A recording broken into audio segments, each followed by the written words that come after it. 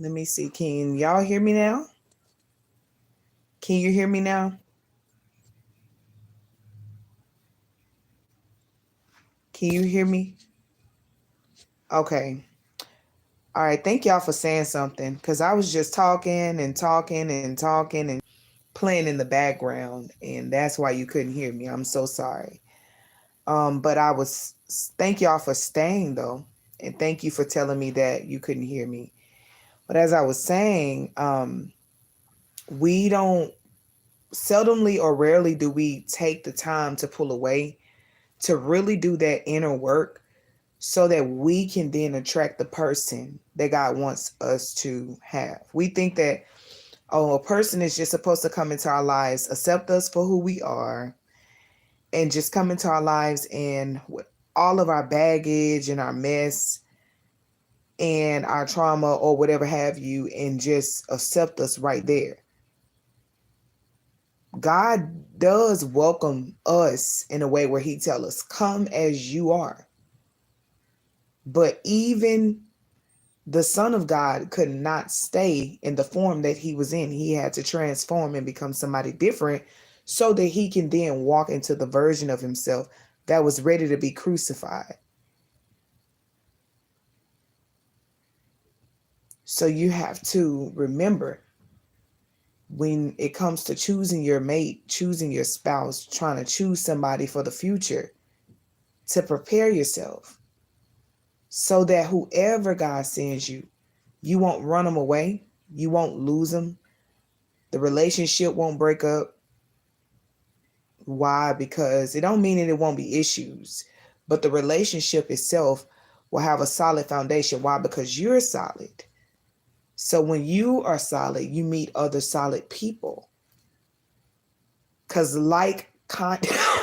excuse me, like-minded people attract one another. Excuse me. Like-minded people attract one another. So that's what I wanted to say. Thank you for, but yeah, that's exactly how it is. Prepare before you get into a relationship. Prepare before you start courting. I got a question. Don't you believe that the hookup culture destroyed the concept of love?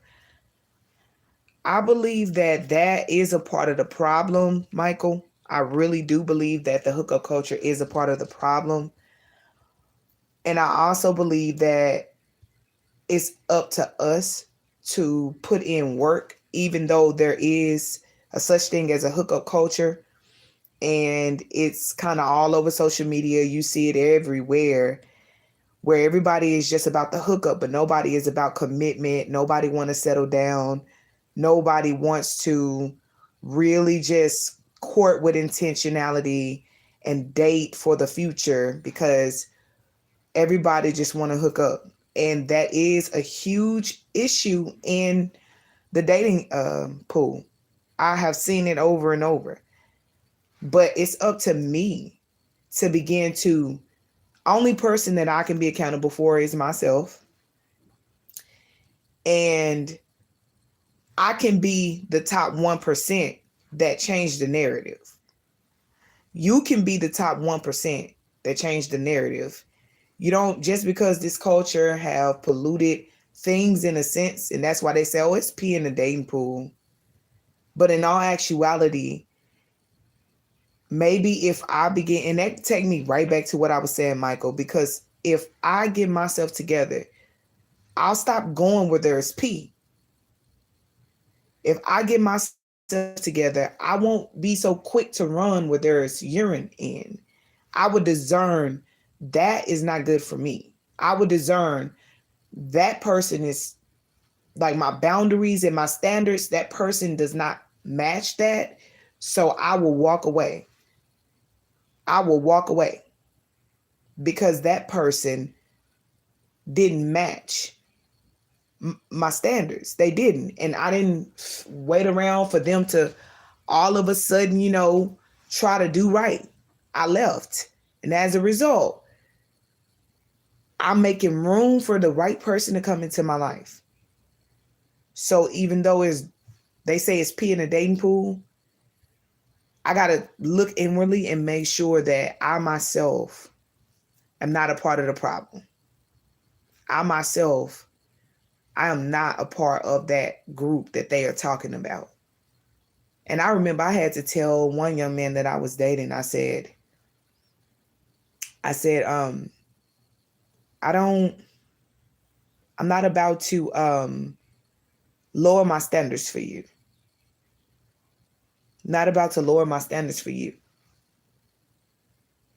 And I had to make it clear my heart's desires.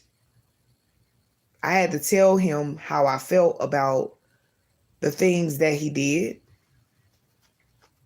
And I couldn't worry about if he was going to walk away, because I spoke up for myself and I stood on my boundaries and I didn't move, even though I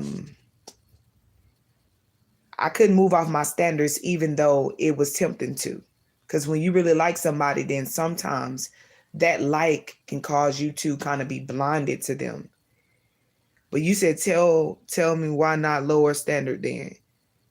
Why not lower your standard? Why not lower your standard, Zooter? I think that's what you're trying to ask, right? I need clarification on your question. So, okay, why not lower your standard? Well, first of all, I would say because of self-worth and because you love yourself, those two reasons are reasons to not ever drop your standards in life, because you're going to get what it is that of who you are. You're going to get a sum of who you are. So if you drop your standards, if you don't stand for something, you'll fall for anything. Remember that statement, y'all?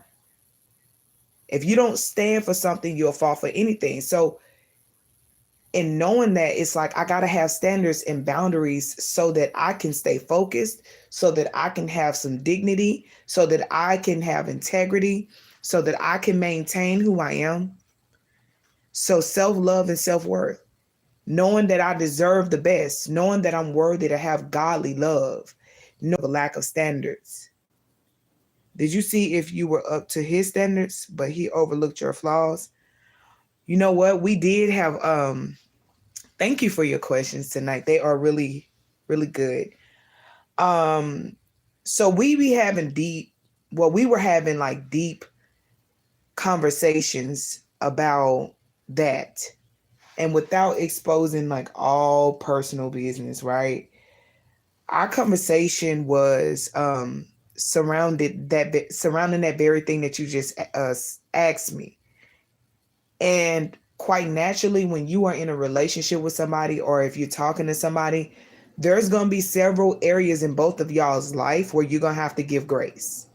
No one's going to be perfect, and nobody's going to come already made completely to where they're flawless and they don't have anything that they need to work on. And so that's both him and I. So the title of this video was basically saying, become the person that you want to attract. So if I'm saying become the person that you want to attract,